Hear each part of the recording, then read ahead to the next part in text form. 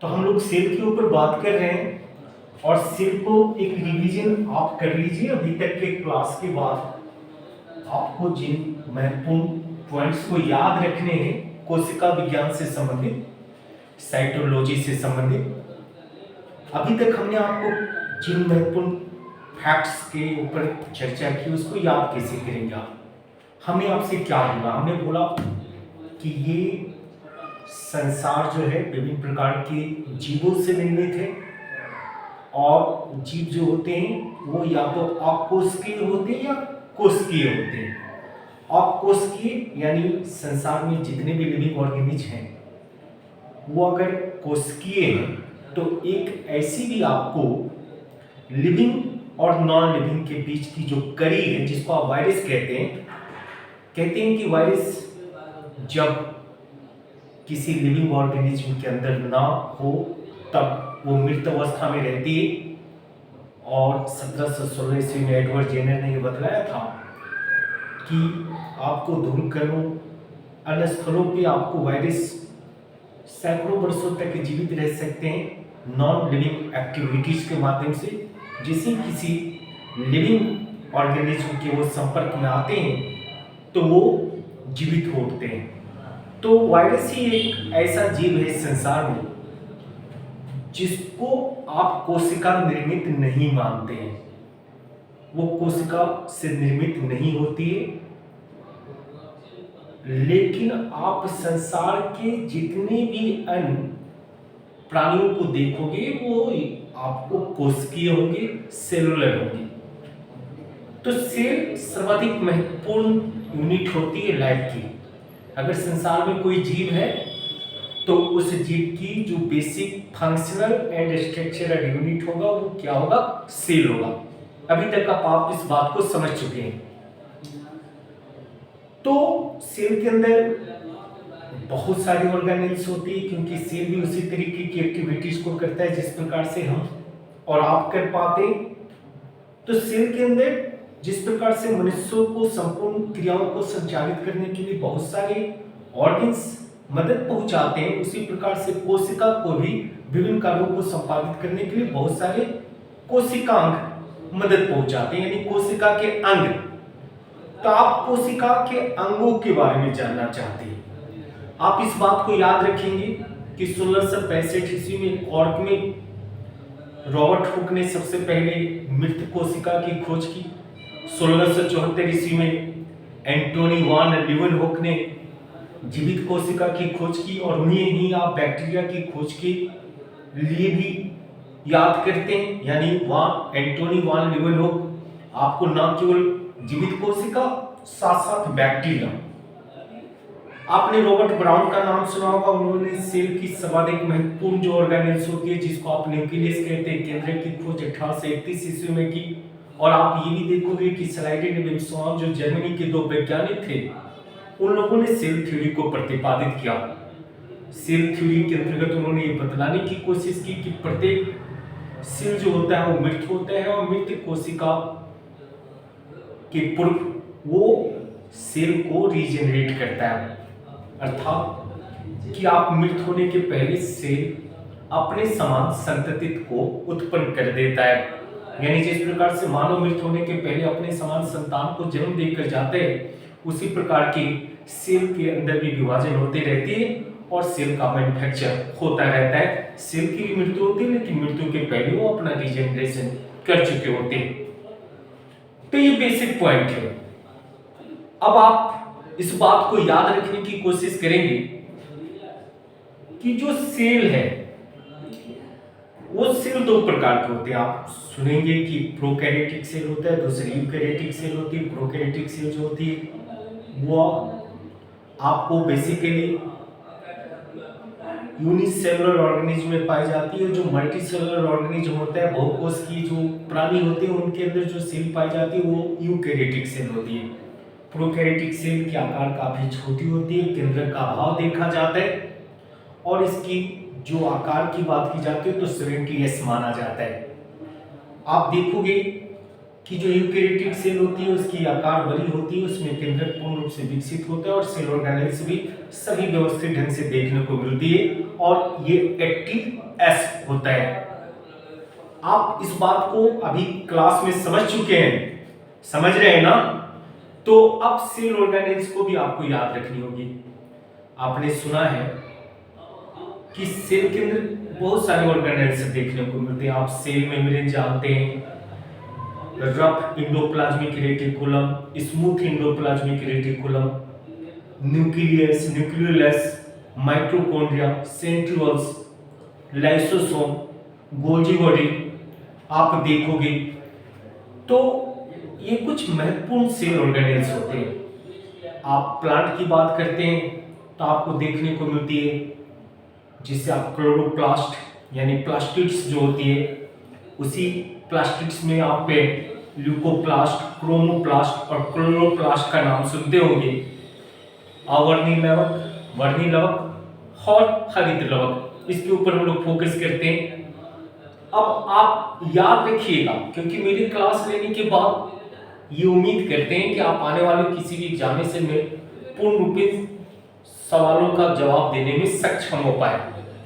तो दो चीजें, बोर्ड पे बहुत सारी चीजों को हमने मेंशन किया था, लेकिन याद रखना, लेकिन हम केवल आपसे कहेंगे कि एनिमल सेल और प्लांट सेल में अगर मैक्सिमम ऑर्गेनेल्स को आप याद रख पाए हो तो अब आप हमें ये बदलाव भी, आपने देखा कि जो ये एनिमल सेल है ये यूनी लेयर बनी होती है, ये देखो डबल लेयर की बनी होती है, एक लेयर की बनी होती है और उस लेयर को हम लोग किस नाम से जानते हैं? तो सेल मेम्ब्रेन के नाम से जानते हैं और कहीं कहीं आप प्लाज्मा मेम्ब्रेन भी कह सकते हैं। सेल मेम्ब्रेन जिसको आप लोग किस नाम से जानते हो? तो आप लोग इसको कोशिका झिल्ली कहते हैं। और आप इस बात को याद भी रखेंगे कि प्लांट सेल में क्या होती है? तो पहले लेयर तो सेल वॉल, पहला लेयर जो होगा वो सेल मेम्ब्रेन होगी और दूसरी जो होगी वो क्या होगी? सेल वॉल होगी। तो प्लांट सेल और एनिमल सेल में मूलभूत अंतर जो होती है कि ये एनिमल सेल में एक ही लेयर है जिसको आप सेल मेम्ब्रेन कहते हो, प्लांट सेल में दो लेयर है, एक को आप सेल मेम्ब्रेन कहते हो, दूसरे को सेल वॉल कहते हो। तो सेल वॉल जो होती है वो डेथ होती है, मृत आपको होता है, मृत कोशिका है, आपको याद रखना चाहिए, सेलुलोज की बनी होती है और अक्सर पेड़ पौधों के जो छाल वगैरह को देखते हो वो मुख्य रूप से आपका सेल वॉल होता है। तो अगर एग्जामिनेशन में क्वेश्चन पूछ दी जाए कि प्लांट सेल में पाया जाता है cell membrane, cell wall, both, none of this, तो आपको सी नंबर ऑप्शन बतला देना होगा कि बोथ, यानी सेल मेम्ब्रेन भी पाई जाती है और सेल वॉल भी पाई जाती है, क्योंकि वो डबल लेयर की बनी होती है। आपको अभी तक हमने जिन चीजों को बतलाया उन चीजों को ही हम रिपीट कर रहे हैं, क्योंकि उम्मीद करते हैं कि आप इन चीजों को भूलोगे नहीं। आप देखोगे कि प्रत्येक सेल के अंदर जो होती है वो द्रव भरा होता है, लिक्विड होती है, और क्योंकि वो सेल के अंदर होती है इसीलिए इसको हम लोग किस नाम से जानते हैं? साइटोप्लाज्म के नाम से जानते हैं, कोशिका द्रव के नाम से जानते हैं, साइटोप्लाज्म, कोशिका द्रव। और ये कोशिका द्रव दोनों ही सेल में होती है, ये आपके एनिमल सेल में भी होती है और ये प्लांट सेल में भी होता है। आप जानते होंगे कि न्यूक्लियस होता है केंद्रक, और उस केंद्रक के अंदर केंद्रिका होती है जिसको आप न्यूक्लियोलस कहते हैं, और आप ये भी जानते होंगे कि इस केंद्रक के अंदर भी लिक्विड भरी होती है जिसको हम लोग न्यूक्लियोप्लाज्म के नाम से जानते हैं, केंद्रक द्रव के नाम से जानते हैं। आपको याद रखना है माइटोकॉन्ड्रिया होती है जो डबल लेयर की बनी होती है, और ये माइटोकॉन्ड्रिया आपको एनिमल सेल में भी होती है और प्लांट सेल में भी होती है। आपने ये सुना होगा कि लाइसोसोम होता है, लाइसोसोम जो होती है जिसको आप लोगों ने सुसाइडल बैग के नाम से याद रखा होगा। तो ये जो लाइसोसोम होती है, ये लाइसोसोम आपने देखा है कि एनिमल सेल में तो नजर आती है लेकिन प्लांट सेल में लाइसोसोम नजर नहीं आती। तो ये महत्वपूर्ण विशेषता है कि सेल वॉल प्लांट सेल में पाया जाता है, लाइसोसोम जो होती है एनिमल सेल में पाई जाती है। दूसरी महत्वपूर्ण बात आपको याद होना चाहिए कि सेंट्रियोल्स को देखते होंगे आप एनिमल सेल में, सेंट्रियोल्स जिसको आप सेंट्रोसोम भी कहते हैं और उसी को आप टारकाई के नाम से भी याद रखते हैं। और आपको याद होना चाहिए जो सेंट्रोसोम होती है यह सेल डिवीजन में काफी महत्वपूर्ण भूमिका का निर्वहन करता है, लेकिन यह केवल एनिमल सेल में पाई जाती है। इस प्रकार से आप प्लांट सेल और एनिमल सेल में जब अंतर करना सीखोगे तो ये याद रखना कि एनिमल सेल में लाइसोसोम होती है, एनिमल सेल में सेंट्रोसोम होता है, और ये दोनों ही आपके प्लांट सेल में नहीं होती है। तो प्लांट सेल में क्या होता है, तो प्लांट सेल में प्लास्टिड्स होता है जिसको आप लवक कहते हैं, और वो जो होती है 3 प्रकार की होती है, जिसे आपने ल्यूकोप्लास्ट, क्रोमोप्लास्ट और आप याद रखेंगे क्लोरोप्लास्ट। अक्सर आप लोगों ने देखा होगा जब हम बात करते हैं क्रोमोप्लास्ट की, तो इसका अर्थ होता है वर्णी लवक। कई चीजों में आपके जो कलर तय किए जाते हैं, जो पिगमेंट्स होते हैं, जैसे कि आपने सुना होगा लाइकोपीन का नाम, आपने नाम सुना होगा कैरोटीन का नाम। अगर हम आपसे पूछते हैं कि वो कौन सा पिगमेंट्स है जिसके कारण से गाजर का रंग जो होती है लाल हो जाती है, तो आप अक्सर बोलते हो कैरोटीन। और अगर हम आपसे बोलते हैं कि टमाटर का रंग जो होता है वो लाल होता है, उसके पीछे कौन सी पिगमेंट्स है, तो आप कहते हो लाइकोपीन।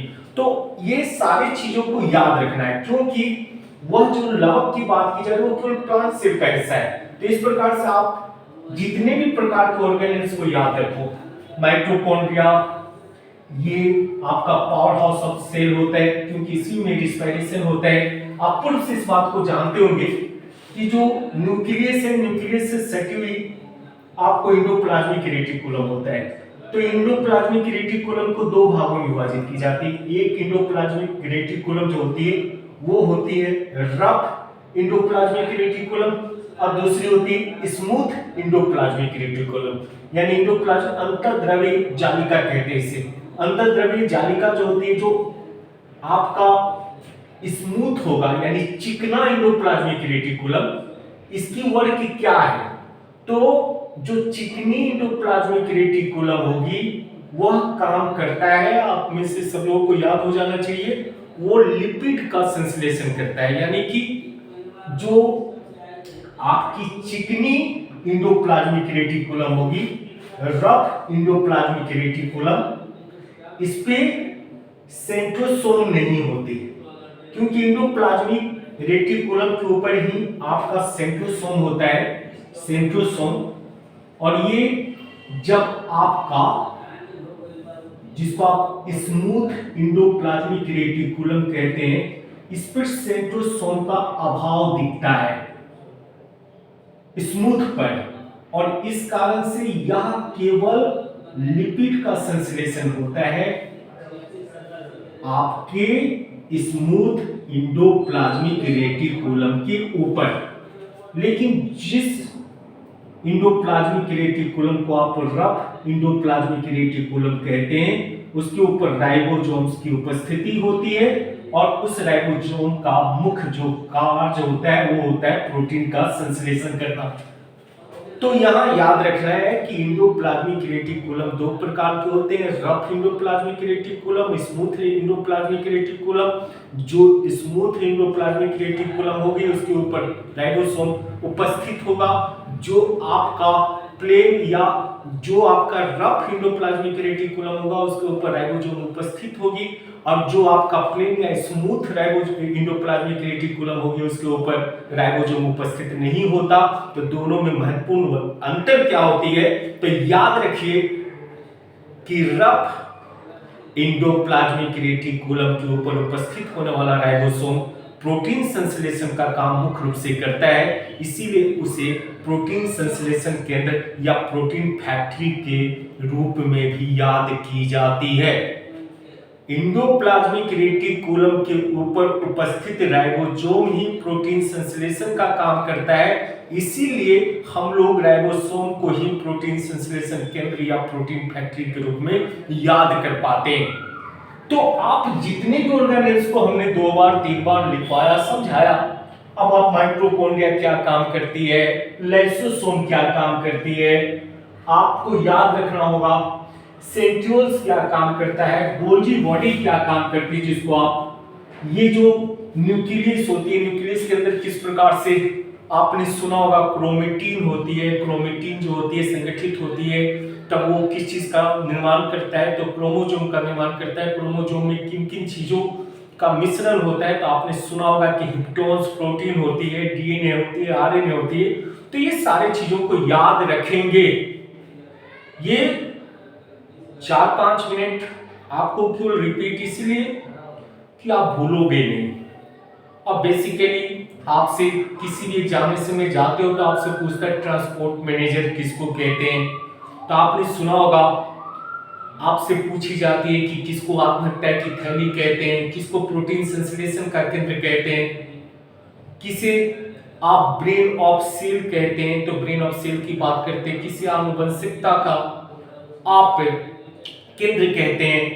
तो जो आपकी हेरिडिटरी कैरेक्टर है उसको ट्रांसफर करने का काम, एक बॉडी से दूसरे बॉडी में ले जाने का काम एक्चुअल में जीन के द्वारा की जाती है। जीन किसकी इकाई होती है, तो बेसिक यूनिट ऑफ डीएनए होता है। तो इन सब चीजों को याद रखिएगा पूरी तरीके से। अब फिर इस पर एक कंप्लीट वीडियो भी बाद के दिनों में दे पाएंगे। अभी तो आपकी क्लास थी, इस क्लास में उम्मीद करते हैं कि आप सब चीजों को याद रखेंगे।